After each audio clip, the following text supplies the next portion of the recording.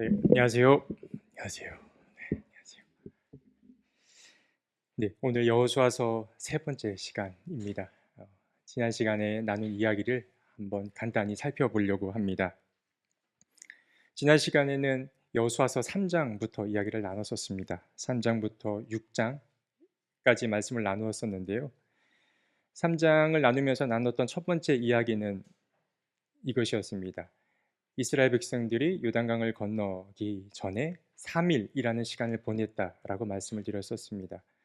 그래서 이 성경 내에서 3일이라는 시간이 가진 의미가 꽤 중요하다 말씀드렸었는데, 이 시간은 그저 정탐하고 올 정탐꾼들을 기다렸던 시간이라기보다는 그 3이 가진 의미, 변화와 자신을 돌아보는 그런 성찰의 시간이라는 의미 안에서 이스라엘 백성들은 시간을 보냈을 것이다, 이런 이야기를 나누었었습니다.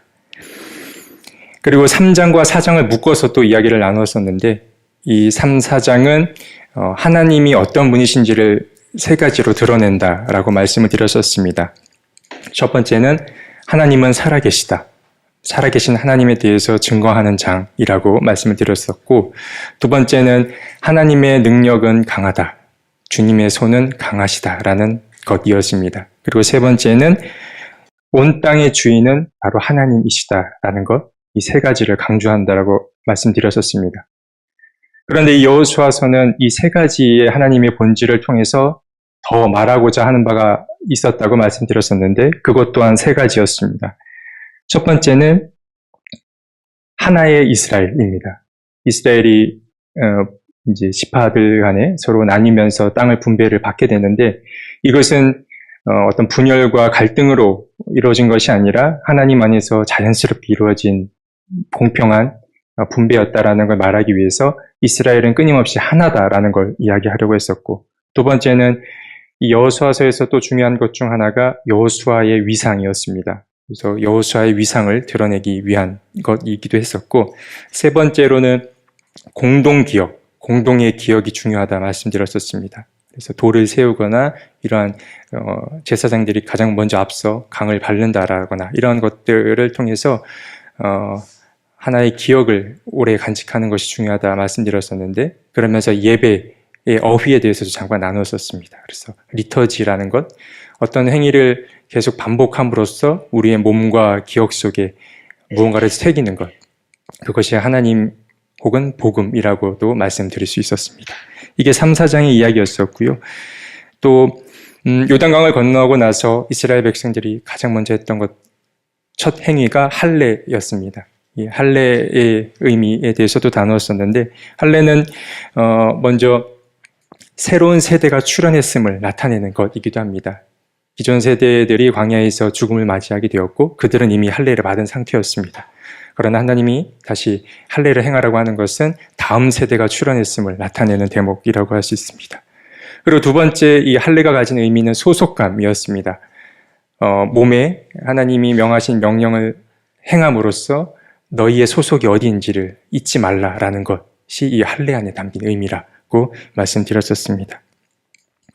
또 이어서 곧 만나가 그치는 일이 일어납니다. 그래서 만나가 그치게 되고 이제는 노동하여서 그 땅의 소출을 먹게 되는데, 이것이 그저 축복받은 삶에서 어려운 고난의 삶으로 넘어갔다라고 볼 필요가 없다 말씀드렸었습니다. 왜냐하면 사람들은 성장해 가면서 얻는 그러한 기쁨들이 또한 있기 때문입니다. 이제 이스라엘 백성들이 어떤 유아기적인 삶, 하나님께서 계속 떠먹여주던 그런 삶에서 이제는 본인이 수고하여 책임져서 살아가게끔 하는 그런 삶을 또한 보여주었습니다. 성장의 의미로도 해석이 가능하고요. 이어서 아간이라는 자의 죄에 대해서 나눴습니다. 이스라엘이 계속 승승장구하다가 한 번 또 큰 위기를 맞게 되죠. 그것은 바로 아간의 죄로 인해서 성함락을 하지 못했던 것입니다. 근데 보통 일반적인 이 아간의 이야기 해석은 아간의 죄, 그들의 불순종에 대해서 주로 이야기를 하지만, 그보다는 저는 이 하나님께서 아간의 죄를 개인의 죄로 여기지 않았다라는 대목을 조금 집중적으로 다루었습니다. 그래서 공동체 내에 한 사람이 어려움을 당하고 혹은 실수를 범하였더라도 그것은 그 한 사람의 실수와 죄로 여기지 않고 공동체 모두가 함께 그 짐을 지고 나가야 된다라는 것 말씀드렸었습니다. 그리고 좀 이어가다가 기브온 사람들이 등장했었습니다. 기브온 사람들은 가나안 족속 혹은 이방 민족이라고 할 수 있는데 이들은 속임수를 통해서 이스라엘 백성들의 마음을 훔칩니다. 그들은 두 가지로 속임수를 썼는데 하나는 변장이었고 두 번째는 불쌍한 척하는 것이었습니다. 그래서 우리는 당신들과 크게 다르지 않은 족속이니 우리를 품어주는 게 마땅하다라고 했었고 그것이 성공을 거두게 됩니다. 어쨌든 그런 여호수아는 그들을 왜 하나님께 여쭙지 않고 순순히 받아들였나라는 이제 해석도 있지만 어쨌든 기본 사람들의 입장에서 보자면 이들은 속임수라는 어떤 것을 통하여서만 그 땅에 존재할 수 있는 족속이었다라고 또 해석을 해보았습니다. 그렇지 않았다면 지금 이스라엘의 기세를 보건대 머지않아 가나안 모든 족속들은 죽음을 맞이하게 되고 말 것입니다. 그러나 이 기브온 사람들은 이런 속임수를 통해서 그 땅에 살아남고자 했었던 것인데 성경이 이런 것들을 기록하고 있다는 것도 참 흥미롭습니다. 그래서 성경 내에서 속임수를 썼던 인물 중에 야곱, 다말 이야기도 함께 다루었었고요. 또 마지막으로 이제 그 이스라엘이 가나안 땅을 점령하는 순서가 중간, 남쪽, 북쪽인데 이제 남쪽을 먼저 이렇게 점령하는 이야기가 나왔습니다. 그 점령했던 이야기 중에서 좀 놀라운 이적들이 성경에 기록되어 있었습니다. 태양이 멈춘다라거나 우박이 내린다거나 달이 멈추는 이야기를 나누었었는데 이러한 것들은 하나님이 너희를 끝까지 책임지고 있다라는 것과 그리고 하나님의 능력은 무궁무진하다라는 것을 드러내기 위한 대목이라고 말씀드렸습니다. 자, 여기까지가 지난 시간에 다룬 이야기였습니다. 네, 오늘은 이제 7, 8장부터 이야기를 다룰까 하는데요. 네, 더 다뤘네요. 11장, 12장입니다. 네. 11장과 12장은 여수아서가 총 24장까지 이루어져 있는데 절반 정도로 온 거라고 여길 수 있습니다. 그렇기 때문에 11장과 12장은 그동안 1에서 10장까지 다루었던 이야기들이 한편으로 요약되는 장이기도 합니다. 그 부분을 다룰까 하는데 먼저 11, 12장의 내용부터 한번 간략히 말씀드리겠습니다. 말씀드린 대로 여호수아서 11장은 이제 북쪽을 침략하는 북쪽이 먼저 침략을 하게 되는데 그들이 이제 이스라엘에게 공격을 먼저 감행해 옵니다. 하솔 왕 야빈이라고 하는 자가 북쪽 연합군을 조직하여서 이스라엘을 쳐들어오게 됩니다. 여호수아는 다행히 기습 공격을 통해 그들을 무찌를 수 있게 되었고요. 이제는 가나안의 북부까지 이스라엘의 이제 지배하에 들어오게 됩니다. 그리고 12장에 가서는 그동안 모세가 점령했던 가나안 정복했던 지역들이랑 또 여호수아가 정복했던 31명의 왕들의 목록이 등장합니다. 그래서 이런 목록 혹은 명단을 통해서 알 수 있는 바는 이제 가나안 땅의 대부분이 이스라엘 손에 들어왔다라는 것을 상징한다 할 수 있습니다. 요 11, 12장에서 다루면 좋을 것들은 말씀드린 대로 1에서 10장까지 다루었던 이야기의 종착점 혹은 그 1에서 10장까지 끌고 왔던 관심사들의 종착지라고 할 수 있는데 먼저 하나씩 살펴볼까 합니다. 총 3가지 관심사로 요약이 가능한데요. 첫 번째 관심사는 여호수아 1장에 드러나 있고 두 번째는 5장, 세 번째는 11장에 이렇게 드러나 있습니다. 먼저 첫 번째 관심사부터 살펴보면 좋겠는데요.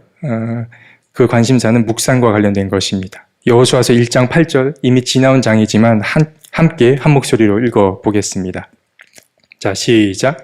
이 율법책의 말씀을 늘 읽고 밤낮으로 그것을 공부하여 이 율법책에 쓰여진 대로 모든 것을 성심껏 실천하여라.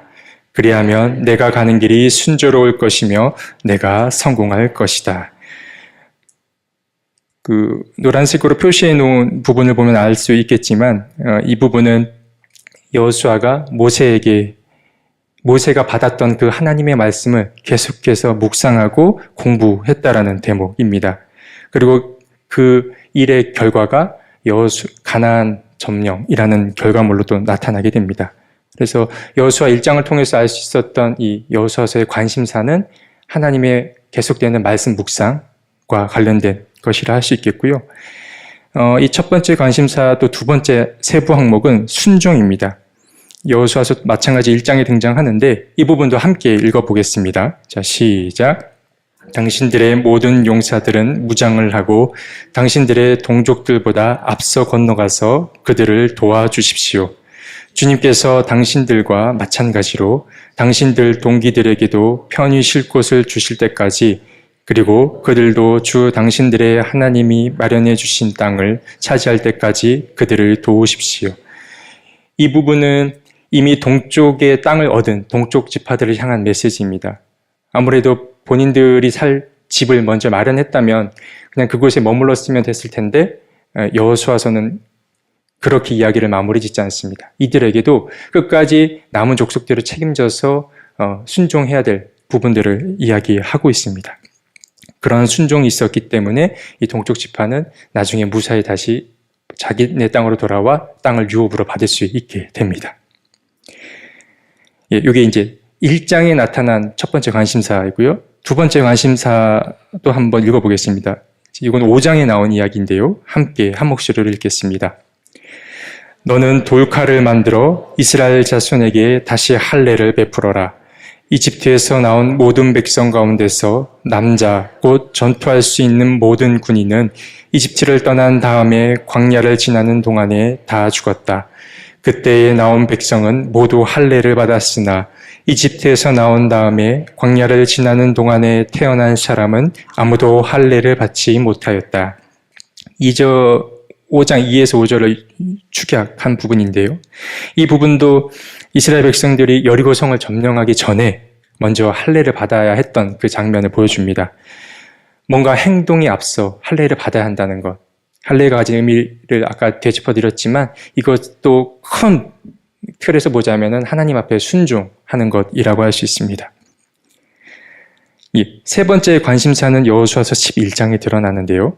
이 부분은 제가 읽겠습니다. 짧게 줄여놓았어가지고 총 세 부분, 11장에 세 부분 등장하는데 첫 번째는 모세는 주님께서 자기에게 명하신 대로 여호수아에게 명하였고 여호수아는 그대로 실행하여 라는 대목이 11장 15절에 나왔고 20절에는 그래서 여호수아는 주님께서 모세에게 명하신 대로 그것을 행했다라는 대목이 나오고 11장 23절에는 여호수아는 주님께서 모세에게 말씀하신 대로 무언가를 행했다라는 대목이 세 차례 반복됩니다. 그래서 여호수아서 11장을 통해서도 알 수 있는 이 여호수아의 관심사는 순종입니다. 아마 벌써 눈치채셨겠지만 이 세 개의 관심사를 통해서 반복되어 나오는 표현이 있습니다. 그것이 바로 순종이라고 할 수 있습니다. 여러분께서는 순종이라는 단어 혹은 표현을 들으면 어떤 마음이 드십니까? 사실 청파교회 다니면서 이 순종이라는 단어를 잘 못 들어보셨을 겁니다. 청파교회에서는 사실 잘 사용하지 않는 표현 중에 하나가 순종인데 그러나 이 순종이 담긴 의미 매우 중요하다라고 할 수 있습니다. 왜 그러냐면 우리가 철저한 어떤 순종을 통해서 어떤 것을 넘어설 수 있는 힘을 얻게 되기 때문에 그러합니다.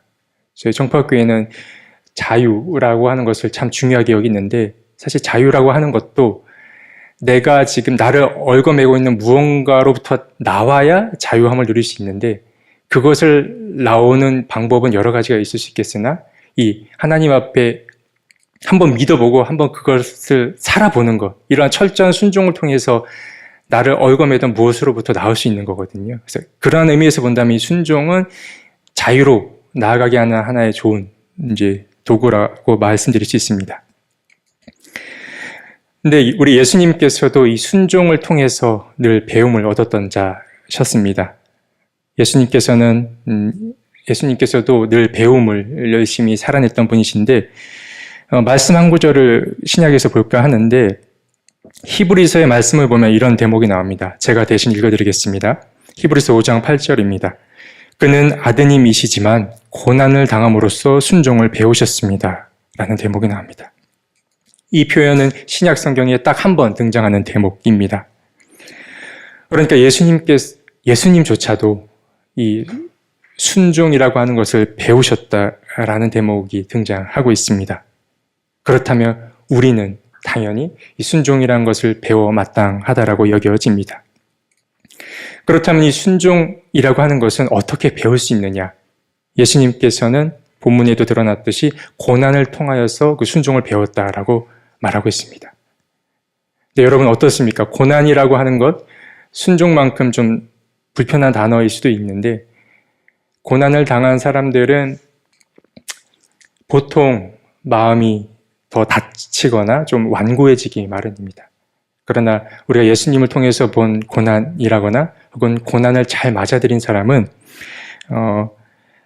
나중에 어떤 결과물들이 나타나냐면 더 영혼이 맑아지는 것들을 보게 되고 또 그 사람의 내면이 더 단단해지는 걸 경험하게 됩니다. 이것이 고난을 잘 받아들인 사람의 특징이라고 할 수 있는데 근데 이런 생각도 또 해볼 수 있습니다. 배운다라는 것, 이 배움이라고 하는 것은 언제 가능하냐라는 것입니다. 여러분께서는 언제 내가 뭔가를 배우고 싶다라는 갈망이 생기십니까? 하면서도 명쾌할 겁니다. 나의 부족함을 나 스스로 알 때 사람은 뭔가를 배우고 싶어하는 마음이 듭니다. 다시 말해 자신의 무지함과 나의 무능에 대한 자각으로부터 사람은 뭔가를 배우려고 하는 마음이 드는데요. 이 배움이라고 하는 것이 말씀드린 대로 예수님의 또 특징 가운데 하나였습니다.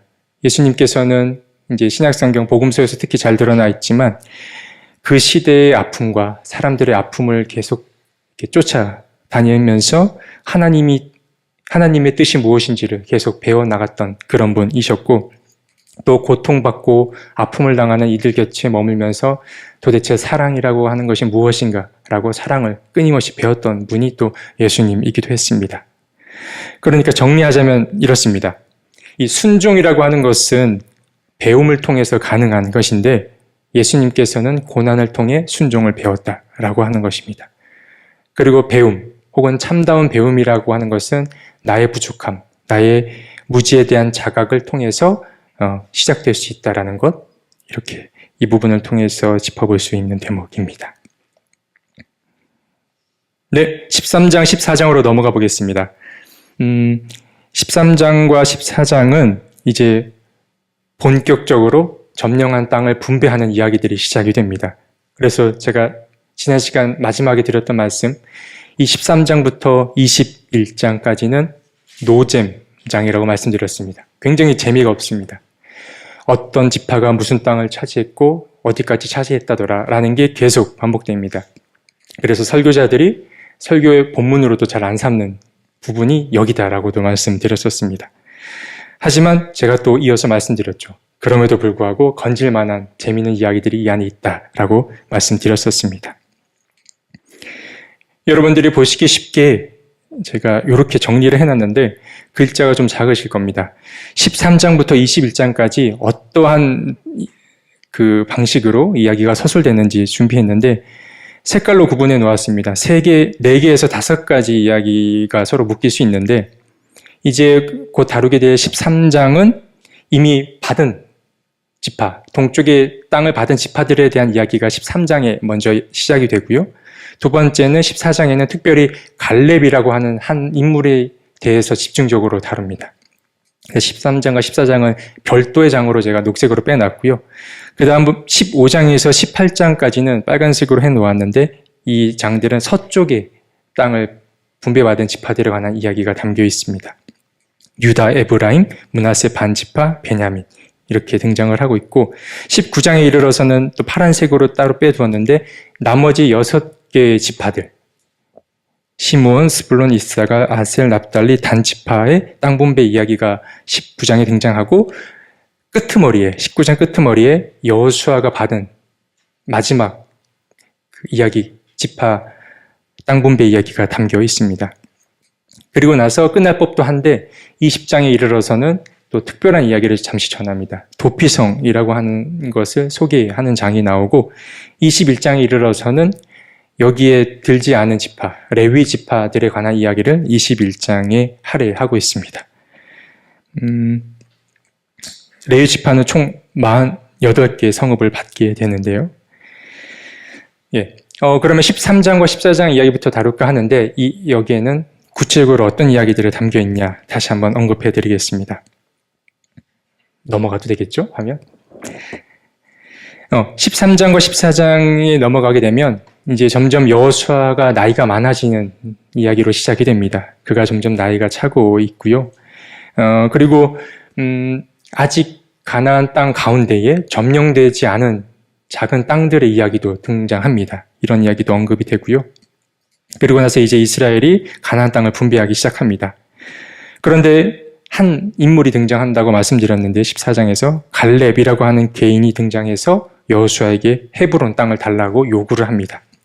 그리고 그는 축복을 받으며 그 헤브론 땅을 유업으로 받게 됩니다. 이게 13장과 14장의 이야기인데, 앞에 띄어놨듯이 이 13과 14장에서 짚고 넘어갈 인물은 바로 이 갈렙입니다.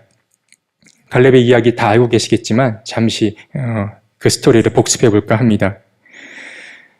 먼저 이 갈렙이라고 하는 사람은 어떤 사람이었느냐? 이제 가나안 입성을 앞두고 정탐꾼들을 보낼 때 12명이 들어갑니다. 그 가운데 다시 정탐을 다 마치고 돌아왔을 때 갈렙과 여호수아만이 같은 상황을 보고서도 긍정적인 이야기를 전합니다. 근데 그 당시 그 이야기들은 백성들에게 수용되지 않죠. 잘 받아들여지지가 않습니다. 하지만 이렇게 어려움과 갈등을 끝까지 이겨내고 그 안에서도 긍정적인 것을 보완했던 이 갈렙은 약속의 땅에 마침내 들어가게 됩니다. 그리고 참 흥미롭게도 이 성경의 이야기가 땅 분배 이야기를 동쪽을 빼고 본다면 갈렙으로 시작해서 마무리가 여호수아로 끝이 납니다. 긍정적인 반응을 했던 갈렙과 여호수아, 이 두 사람이 처음과 끝에 서술됐다라는 것도 성경에서 참 흥미로운 부분이라고 할 수 있는데, 이런 이야기가 이제 갈렙의 이야기입니다. 그러면 이 갈렙의 이야기가 시사하는 바가 무엇일까 또 한번 생각해 보고자 합니다. 갈렙의 땅 분배 이야기가 주는 교훈은 무엇일까? 첫 번째는 대표적인 이 갈렙을 두고 하는 해석은 그의 믿음을 가지고 하는 해석입니다. 같은 상황을 보고서도 누군가는 흔들리고 부정적인 것을 보아낼 때 갈렙은 흔들리지 않고 그 안에서 좋은 것을 보아내는 것이죠. 이것이 갈렙의 믿음 덕분이다라는 것이 첫 번째 갈렙의 이야기가 주는 교훈입니다. 그리고 두 번째로 이와 더불어서 또 중요한 해석이 하나가 있는데, 그것은 갈렙의 신분과 관련된 것입니다. 갈렙의 족보를 보게 되면 그는 그니스 족속이라고 등장을 하는데, 여기서 그니스 족속이라고 하는 족속은 곧 이방인 혹은 이방 족속을 가리킵니다.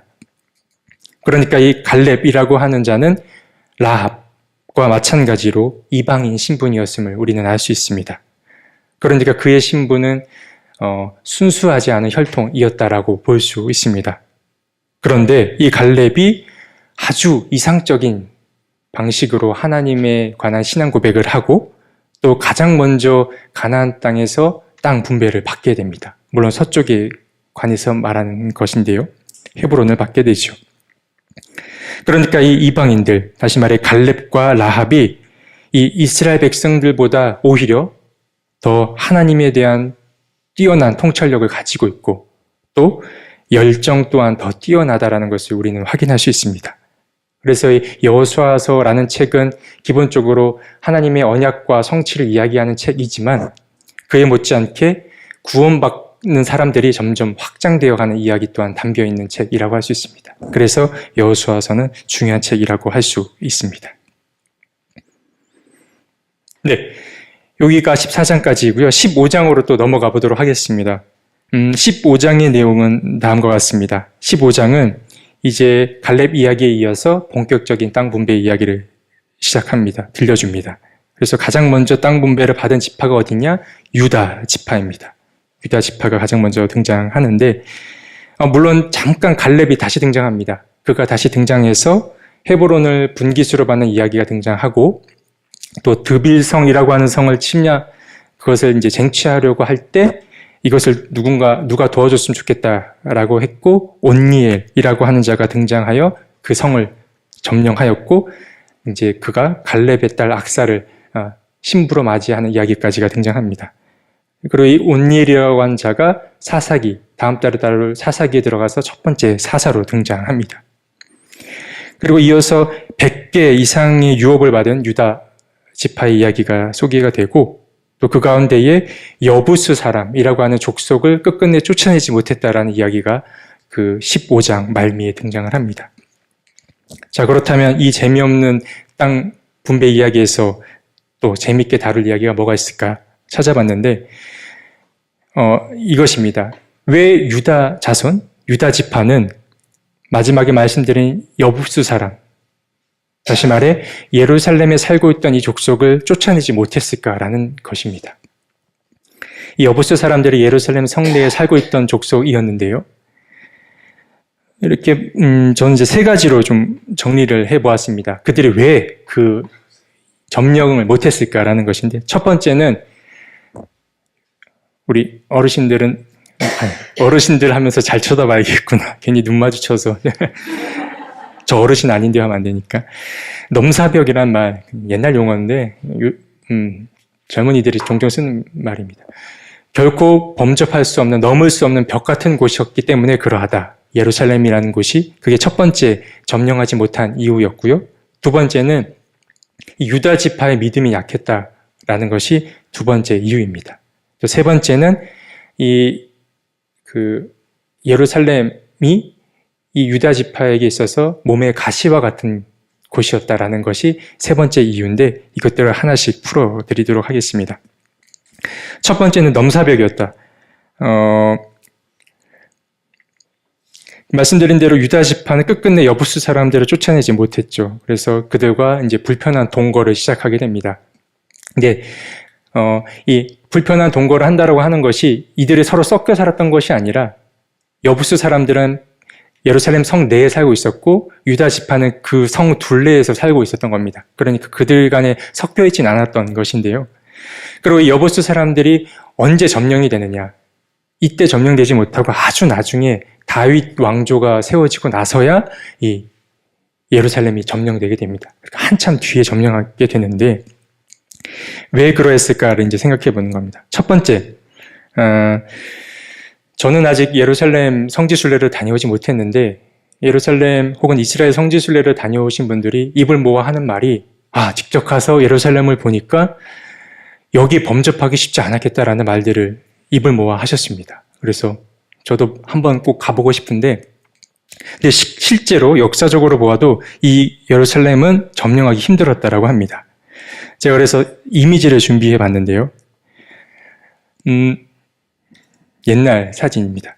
이 성곽으로 둘러싸여 있는 곳이 예루살렘이라고 보시면 됩니다. 오른쪽, 여러분들이 보시는 오른쪽이 감람산입니다. 해발 830m가 되는 감람산이 오른쪽에 위치해 있고요. 그리고 이제 강이 흐르는 것을 보게 될 텐데 북쪽을 제외한 동, 서, 남쪽에 강이 흐르는데 오른쪽 감람산과 사이에 있는 강이 이제 기드온 골짜기이고요. 또 반대쪽에 있는 곳이 흰놈 골짜기입니다. 기드온 골짜기, 흰놈 골짜기가 있고 또 여러분들이 그 성벽에서 물이 아주 얇게 흘러내리는 것을 보실 수 있을 텐데 저기는 좀 이름이 어렵습니다. 티로포에온이라는 골짜기가 존재하는데 이 세 골짜기를 세 골짜기가 예루살렘을 감싸고 있는 것입니다. 좀 더 친절하게 한 장 더 준비했는데 위에서 본 사진입니다. 저기가 예루살렘이고요. 말씀드린 대로 오른쪽 감람산 2개, 3개 골짜기가 그들을 감싸고 있습니다. 그러니까 보시면 아시겠지만 이 예루살렘 지형 자체가 외부인들이 침략하기에 매우 어려운 곳이었다라는 것입니다. 진짜 넘사벽이었는데 근데 딱 보면 아시겠지만 어디가 좀 허술합니까? 대부분 둘러싸여 있다고 본다면 어디가 허술하냐면 바로 북쪽입니다. 북쪽은 강도 없고 높은 산이 없어서 예루살렘을 침략한 대부분의 외적들이 북쪽을 통해서 침략했다라고 합니다. 그래서 북쪽이 제일 취약한 곳이었다라고 볼 수 있는데 그러니까 결론적으로 본다면 유다 족속이 한 족속이 이 예루살렘을 점령하기는 실제로 혹은 역사적으로도 매우 어려웠을 것이다라는 것입니다. 그렇기 때문에 이 유다 지파는 이 여부수 사람들을 끝끝내 점령하지 못하고 같이 살았을 것이다라는 게 첫 번째 이유이고요. 두 번째 이유는 믿음이 약했다라는 것입니다. 아까 전에 말씀드린 대로 이 예루살렘은 다윗 왕조가 들어서야 점령할 수 있게 되는데 우리가 보통 알고 있는 다윗은 믿음이 좋은 이로 드러나고 있습니다. 다윗이 그것을 점령했던 것은 믿음 때문이었기 때문에 반대로 이 유다 사람들이 그곳을 점령하지 못했던 것은 아무래도 믿음이 약했기 때문이 아닌가라고 하는 하나의 이야기가 또 있습니다. 그리고 마지막 세 번째는 몸의 가시입니다. 몸의 가시는 어디서 많이 들어본 대목이죠. 바울이 했던 이야기입니다. 그 고린도후서 12장 7절의 말씀을 함께 읽어볼까 하는데요. 자, 앞에 있습니다. 함께 읽겠습니다. 시작. 내가 받은 엄청난 계시들 때문에 사람들이 나를 과대평가하는지도 모릅니다. 그러므로 내가 교만하게 되지 못하도록 하나님께서 내 몸에 가시를 주셨습니다. 그것은 사탄의 하수인이라고 할 수 있는데 그것으로 나를 치셔서 나로 하여금 교만해지지 못하게 하시려는 것이었습니다. 잘 알고 계시는 대목일 겁니다. 바울이 말했던 유명한 구절 중 하나인데요. 바울은 내가 교만해지지 못하도록 하나님께서 내 몸에 가시를 주셨다라고 고백하고 있는 것입니다. 이런 말씀을 들으면 참 위로가 되기도 합니다. 이 말씀을 두고 이제 몸에 가시라는 이유가 있겠거니 이 점령을 못한 이유 가운데 하나가 이런 생각을 하다가 그런 생각이 들었습니다. 하나님께서는 늘 이 여호수아서를 통해서 100이라는 숫자를 말씀하십니다. 그러니까 이게 무슨 말씀이냐면 뭔가 완전하고 완벽한 뭔가 전멸을 늘 말씀하시는데 결과가 어떻게 되느냐. 늘 100에 못 미치는 상황들이 펼쳐지는 겁니다. 여전히 정복하지 못한 땅이 있는 걸 우리는 확인할 수 있는데요. 그러니까 이 여호수아서라고 하는 책은 점령되지 못한 땅, 다시 말해 미점령 지역을 계속 이렇게 보여줌으로써 늘 어딘가는 부족함을 안고 살아가는 것이 우리의 인생 아닌가라는 것을 전한다라고 여겨졌습니다. 이미 충분히 잘 알고 계시겠지만 삶의 완전한 것, 완벽한 것은 없다라는 건 누구보다 잘 알고 계실 겁니다. 그래서 삶의 이런 완벽과 완전함이 없다라는 것을 사람이 받아들이게 됐을 때 그 사람은 어떠한 반응들을 하게 되느냐. 살아가면서 자기 스스로 편안함을 느낄 수 있게 되고 옆에 만나는 사람들에게 친절히 대할 수 있게 되고 또 자기 스스로 겸손한 사람이 될 수 있는 것입니다. 그래서 저는 이 마지막 몸의 가시와 같은 이유로 이 예루살렘을 하나님께서 두신 거 아닌가라는 이 대목이 이러한 식으로 저에게 다가왔고 좀 좋게 여겨졌습니다. 그래서 그렇게 적과의 동침이 꼭 나쁘게 볼 필요는 없다라는 것을 여호수아서는 보여주고 있다라고 저는 개인적으로 여겨졌습니다. 네, 이게 15장에서 다룰 수 있었던 이야기입니다. 신기하죠? 땅 분배 이 노잼장에서 이런 이야기를 꺼내들 수 있다니 죄송합니다. 자랑하려고 했던 건 아닙니다. 너무 이제 지루하게 이야기가 가는 것 같아서 그냥 말씀드렸습니다. 16장과 17장 넘어가도록 하겠습니다. 16장부터 말씀드리면 서쪽 지파, 땅 분배를 받은 지파 가운데에 이제 에브라임 지파가 등장을 합니다. 에브라임 지파가 등장을 하는데 참 재밌게도 에브라임 지파도 여전히 쫓아내지 못한 가나안 족속의 이야기를 들려줍니다. 게셀에 살고 있는 그 족속을 쫓아내지 못했다라고 말하고 있는데 이 에브라임 자손도 이들과 함께 살면서 그들에게 이제 노역을 감당하게 합니다. 그리고 17장으로 넘어가면 이제 므낫세 나머지 반지파의 이야기가 나오는데 이 므낫세 반지파의 이야기의 대표적인 이야기는 슬로보앗의 딸들 이야기입니다. 이 이야기가 17장에 등장하고요. 그리고 나서 이 므낫세 자손도 재밌게 적과의 동침을 하는 이야기가 또 나옵니다. 여전히 가나안 자손 가운데 일부를 쫓아내지 못하고 그들도 함께 살아가게 됩니다. 그래서 이 므낫세 자손은 이 가나안 사람들을 돈을 대주는 사람, 다시 말해 세금을 납부하는 사람들로 함께 머물게 됩니다. 이런 것들이 참 재밌다라고 할 수 있습니다. 그리고 그 끝부분에는 이제 에브라임 지파, 므낫세 지파가 아니 우리가 받은 땅이 너무 작다, 부족하다라고 해서 더 많은 땅을 요구하는 대목이 나오는데 여호수아는 그냥 그랬어, 더 줄게 이렇게 말하지 않고 너희들이 알아서 그것들을 개척해 나가라. 산지를 개척하고 가나안 민족과 싸워서 그 땅을 확장하라라고 이야기를 또 하는 대목이 나옵니다. 예, 그러면 이 16장, 17장에서 살펴볼 것들은 또 무엇이 있을까? 대표적인 이야기, 말씀드린 대로 슬로보아스의 딸들 이야기입니다. 이 부분을 안 짚고 넘어갈 수는 없는데 이 슬로보아 딸들의 이야기를 또 간단히 요약해서 말씀드릴까 합니다.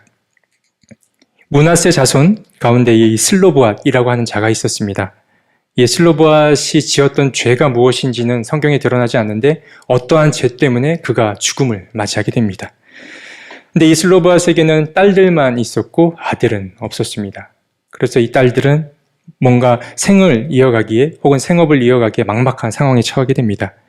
잘 아시겠지만 고대에서 땅 분배는 아들 혹은 남성을 중심으로 이루어졌기 때문에 그러한데요. 이대로 가다가는 이 슬로보아스의 딸들은 약속의 땅에 들어가더라도 땅을 분배받지 못하게 될 상황이었습니다. 그래서 이 딸들은 모세가 살아있던 그 당시에 이미 모세와 타협을 받습니다. 우리가 그 땅에 들어가게 되면 땅을 우리에게 주십시오. 이렇게 억울한 일이 어디 있습니까? 라고 얘기했고 모세는 하나님과 대화를 통해서 좋게 여겨서 그렇게 약속을 한 상태입니다. 이 슬로바 딸들은 그것을 기억 속에 잘 간직하고 있었을 것입니다. 그리고 오늘 본문에 들어와서 드디어 D-Day가 됐습니다. 즉 땅 분배를 받을 때가 된 것이죠. 그래서 이제 이 슬로바의 딸들은 자신들이 나설 때가 된 것을 알고 여호수아 앞으로 당당히 나옵니다. 그래서 당당히 나왔을지 좀 떨리고 망설였을지는 알 수 없으나 저는 겉은 당당하나 속은 매우 불안해하고 떨렸을 거라고 여겨집니다. 그리고 그렇게 그들이 용기를 낸 것 때문에 자신들의 땅을 유업으로 받을 수 있게 되는 이야기가 16, 17장에 나오는 이야기입니다. 여기까지가 이제 슬로보아 딸들의 요약이고요. 이야기. 그렇다면 이 슬로보아 딸들 이야기에서 주는 교훈 혹은 이 이야기는 얼마나 묵직한 이야기인가도 좀 다뤄볼 필요가 있습니다. 우리가 이제 성경을 읽다 보면은 성경 내에서 큰 관심을 받지 못한 여인들이 등장하는 걸 알 수 있습니다. 대략적으로 여기 있는 인물들이 그러한데 이 여인들은 성경 내에서 여러 가지 중요한 일들을 감당하지만 주목을 잘 받지 못했습니다. 먼저 하갈을 들 수 있습니다.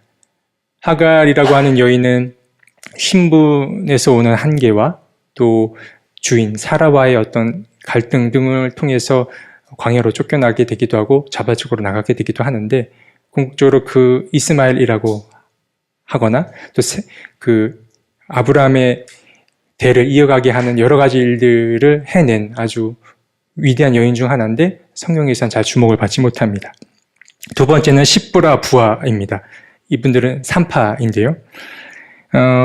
이들은 이제 생명을 죽이라라는 그 왕의 명령을 받았지만 끝끝내 하나님을 두려워하는 그 마음으로 생명을 가볍게 여기지 않고 그것 생명을 지키기 위해 모험을 감행했던 여인들이었습니다. 이 십부라 부하라는 여인들이 있었고 미리암이라고 하는 여인도 있었습니다. 여호수아 모세와 아론의 누이인 이 미리암인데요. 이 미리암은 버려졌던 아기 모세를 키울 사람이 누굴지를 고민할 때 친모를 추천함으로써 모세를 더 잘 키울 수 있게 했던 혹은 위기를 넘길 수 있게 했던 여인이기도 하고 또 홍해의 기적을 보고서 열심히 또 춤을 춤으로써 같은 여인들이 또 하나님 안에서 즐거운 춤을 추게 했던 그런 주요 인물이기도 했었습니다. 라합은 이미 다뤄서 아시겠죠. 라합은 가장 사회 밑바닥에 살고 있었던 사람이지만 하나님의 구원 사역에 있어서 아주 핵심적인 역할을 담당했던 여인이었습니다. 이 여인들은 성경 내에서 중요한 역할들을 해왔지만 잘 주목을 받지 못했던 인물들이기도 합니다. 이 슬로보아 딸들도 마찬가지였습니다. 슬로보아 딸들도 주목을 받지 못한 여인들 가운데 하나였는데요. 이들은 결과적으로 보자면 이제 자신들의 땅을 유업으로 받긴 했지만 이들이 했던 행위는 여기에만 국한되지 않습니다. 이 여인들이 보여준 행위는 더 깊은 의미를 담고 있는데 두 가지를 요약이 가능합니다. 이 슬로봇의 딸들은 하나님의 이 두 가지 명령에 충실했던 사람이라고 볼 수 있습니다. 이 두 가지 명령이 무엇이냐? 첫 번째는 살라라는 것이고 두 번째는 살리라라는 것입니다. 이 살라라고 하는 것은 우리 모두가 부여받은 명령, 하나님의 명령입니다. 우리의 목숨을 경히 여기지 말고 어떠한 일을 맞아들이더라도 끝끝내 살아가라고 하는 그 명령, 바로 이 창조 명령이 우리 모두에게 주어졌는데 이 슬로보아의 딸들도 이 하나님의 창조 명령을 끝끝내 지켰던 인물들이라고 할 수 있습니다. 만약 그녀들이 상황을 개척하지 못하고 용기를 내지 못했다면 그녀들의 대 혹은 그녀들의 미래는 어찌 될지 몰랐었을 텐데 그들이 용기를 내므로써 자신들이 살아갈 방편을 마련했던 것입니다. 첫 번째, 살라라는 명령을 살아낸 인물들이었고요. 두 번째는 살리라입니다. 그녀들이 이제 모세와의 얘기 가운데에 자신들의 땅을 요구하였고 하나님과 모세가 대화하던 가운데에 이 일이 참 부조리하다라는 것을 모든 사람들이 공감하게 됩니다. 그래서 이러한 상황에 처한 사람들이 또 발생하게 되면은 이러한 일이 반복되지 않도록 하나의 법을 하나 세우게 됩니다. 이러한 경우에도 땅을 유업으로 받을 수 있게 하는 것을 이 슬로보아의 딸들이 해낸 것입니다. 그러니까 자신들이 혼자 살아남는 것이 아니라 이제 앞으로 내 뒤에서 오게 될 똑같은 경우에 여인들이 생겼을 때 자신들의 권리를 보장받을 수 있도록 했던 것, 이것이 살리라라는 말 속에 담긴 의미입니다. 그러니까 이 슬로바의 딸들에게서 발견할 수 있는 교훈은 이 두 가지라고도 할 수 있습니다. 네, 18장과 19장으로 넘어가겠습니다. 제 생각보다 속도가 좀 빨라서 다음 시간에 다룰 이야기가 없을 것 같다는 불안감이 있지만 다음 시간에 복습을 하더라도 어쨌든 오늘 시간 다룰 수 있는 거 더 다뤄보도록 하겠습니다. 18장과 19장의 이야기입니다. 18장과 19장은 그야말로 남아있는 지파들, 나머지 6개의 지파들에 관한 이야기가 등장합니다. 그들이 땅 분배에 받는 이야기를 들려주는데 여호수아는 제비 뽑기를 통해서 각 지파에게 땅을 분배하게 되고 18장에서는 베냐민 지파가 먼저 뽑혀서 예루살렘 지역을 포함한 그 기업을 또 받게 됩니다. 이어서 19장에는 남은 6지파가 이제 또 등장해서 땅 분배를 받는 이야기가 등장하고 또 마지막으로 여호수아가 등장하여 마지막 자신의 기업으로 딥낫세라라고 하는 지역을 유업으로 받게 됩니다. 이것이 18장과 19장의 이야기인데요. 말씀드린 대로 여호수아서의 땅 분배 이야기는 동쪽 지파를 제외하고 가장 먼저 갈렙이 땅을 받게 되고 이 19장에서 여호수아가 땅을 받게 됩니다. 양쪽에 이렇게 두 사람을 배치해 놓은 게 성경에서 매우 흥미로운 부분이라고 할 수 있는 것. 이 부분만 짚고 넘어가도록 하겠고요. 네. 20장, 21장인데 여기서 끝내야 될 것 같습니다. 네, 다음 시간에 더 다루도록 하고요. 어차피 55분이기 때문에 적당히 잘 온 것 같습니다.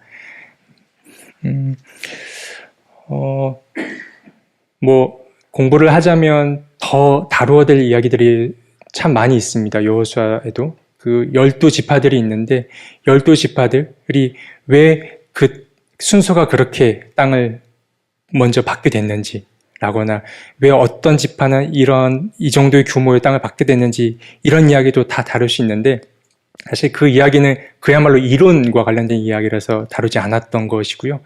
좀 더 재미있는 부분 혹은 우리의 삶과 좀 밀접한 내용들이 뭐가 있을까 좀 고민하다가 이런 부분들을 다루었던 것 양해해 주시면 좋을 것 같습니다. 네, 그럼 제가 기도하고 오늘 모임 마치겠습니다.